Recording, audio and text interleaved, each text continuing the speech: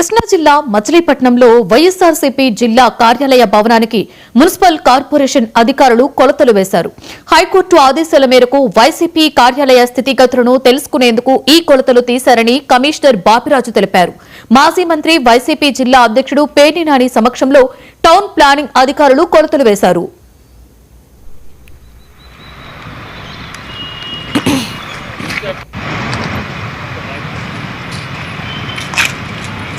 YSRCP party office visit చేయడం జరిగింది. అక్కడ కొలతలు కూడా తీసుకోవడం జరిగింది.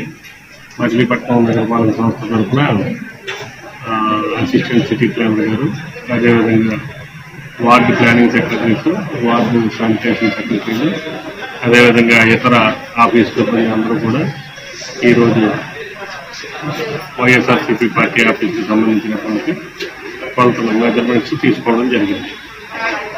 ఇది గతంలో కూడా కోర్టులో వివాదం నడుస్తూ ఉంది, గౌరవ హైకోర్టులో. ఆ లిటిగేషన్లో భాగంగా ఈ రోజుని మరొకసారి కొలతలు తీసుకోవడం జరిగింది.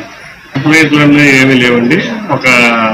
ఈ వైఎస్ఆర్సీపీ పార్టీ ఆఫీస్ ఏదైతే ఉందో దానికి సంబంధించినటువంటి అనుమతులు ఇచ్చే విషయంలో కొలతలు తీసుకోవడం జరిగింది.